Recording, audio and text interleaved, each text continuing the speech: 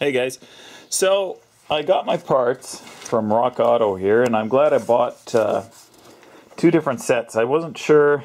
I wanted to make sure that I had it covered if I for my adjuster parts, and it was a good thing I did buy two different sets because the Dorman set, one of the sets was missing the exact part I need, which was this piece, which is out of the 11-inch set. For some reason, one pack, sealed pack, didn't have the piece, but the centric parts, they both had the piece, and looking at the size here, they look like they're about right. So I'm going to put those on tonight, and I don't anticipate that this is going to take me very long. That pretty much gets the rear brakes done, with the exception of working out my parking brake adapter here, which I've got all ready to go over here. Well, not ready to go, but almost ready to go. I just have to cut out the various pieces here. This time do it from the right direction, and then I can just, you know, even it out a bit and weld that together with my little slugs here. You can see they're just slightly different size at one end to the other, but it's because I bored this end out a little bit bigger to accommodate those cables. And of course, Noisy the cat is here because she has to be on every video when she's around, right? That's right. Anyways, I'm going to get to it. Please view the following segment of this video with a sense of humor. I was well, maybe not understandably irritated, but I was definitely irritated when I filmed it. Okay, so now that I've calmed down a bit, and I've got these things together, I'm going to explain these ludicrously complicated and stupid brakes, just so that anybody else who has to do them might have a little bit less frustrating experience. There are no less than 8 springs on each side of these goddamn brakes. And getting them all in, you know, you got to kind of look at which one's the hardest one and make sure you get that one in first. From my point of view, that was this one.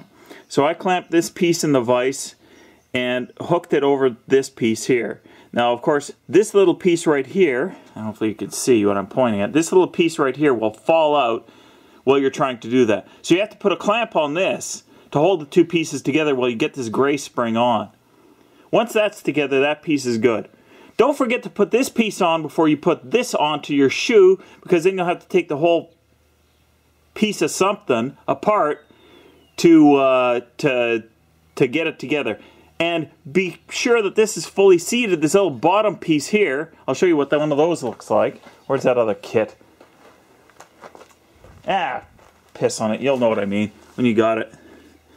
Okay, make sure that that's fully seated into the shoe, because if you don't, when you put this thing on, this rod over here, which is just about impossible to hook over top of that, you'll pull this out and you'll have to start all over again. In any case, you get those on. Oh, I should say the front brake shoe isn't that bad to put on.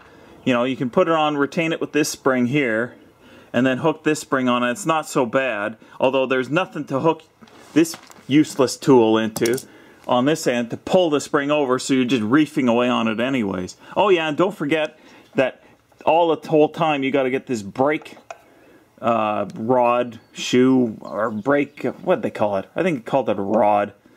You got to have that in there, and this set into the parking brake lever that you got behind here, which you damn well better have put on there. Otherwise, I'm going to really be disappointed in you. Anyways, got to coordinate having that, making sure that's put in there, as well as your you know, pistons here. Not really the pistons, but they're the ends that go on the ends of the piston.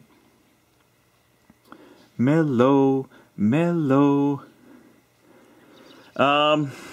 Anyways.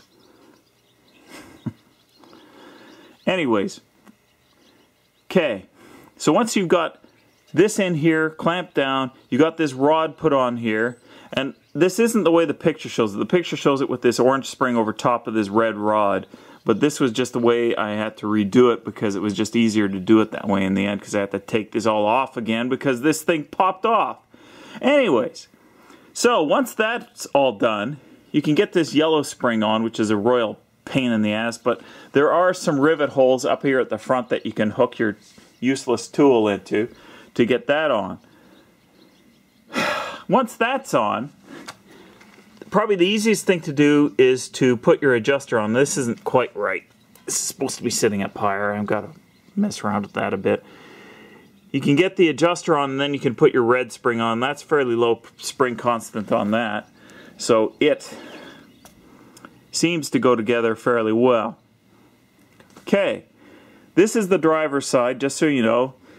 The parking brake setup and this adjuster mechanism goes towards the rear. Don't mix up your adjusters because they are left-hand, right-hand thread. I can't remember which. I just kept it straight from what was in the kit.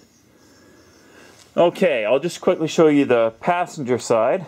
It's pretty much the same thing. For whatever reason, the rod is a different color on this side.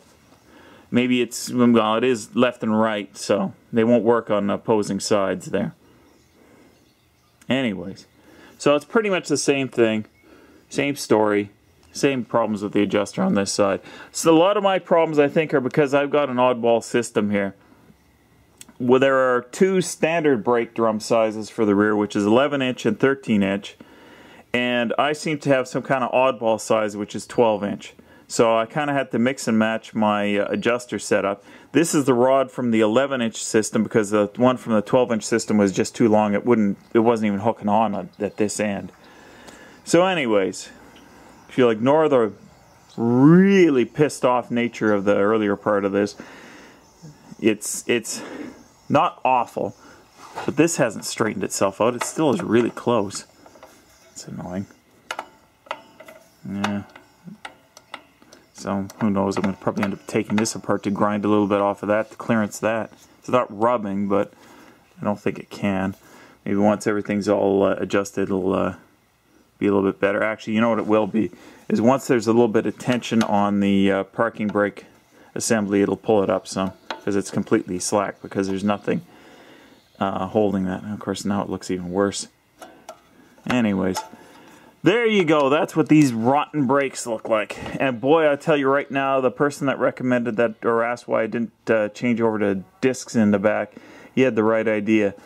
My only problem with changing over to discs in the back is that you have to use, or as far as I know, you have to use a parking brake disc that works off of the pinion. And I don't like that idea because if you have one wheel on a slippery surface and one on a grippy surface, you still can roll. The parking brake doesn't do anything. Same is true, I guess, if you were using the park in your vehicle, but you know, transmission parking pin. But nevertheless, yay! It's done. As far as I can. You know, like I gotta sort out what's up with the adjuster here. Hopefully it's not bollocksed up because of everything else there, but we'll figure that out. Anyways, so now what I'm going to do is something that should calm me down a little bit, because it's really just a lot of cutting and grinding and fitting and welding, which is sorting out these things here. Now, I just have to cut out that notch, cut the corners off, drill the holes here and here, and smooth it all out, and then I can weld these in. They'll go in like, well, they won't go through the hole like that, but they'll go through the slot that's going to be there like that. So let's get to it. Okay, there you go. After some, bandsawing and sanding and drilling and filing, I've got these to the point where I'm pretty satisfied with the way they are. So I'm just going to try them on the vehicle, and then I think tomorrow I will come out and weld them up with the TIG welder. Because I like the TIG welder better than the MIG welder. I find it a lot easier to use, actually. Believe it or not. Anyways, I'm going to test these out. We'll see how they look. Okay, that's what they look like when they're on here. Look like they work fine. I was just actually trying to figure out what distance I wanted it sticking out of the unit there. That's the end that plugs into it.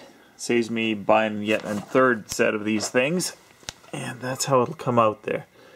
So I think we're good to go. I'm going to probably, well, I wonder if I should leave that till tomorrow. I was going to sandblast them and then I'd get them ready for welding there, but I'm not going to weld them today because I like to give a few hours afterwards to be in the shop in case I start a fire.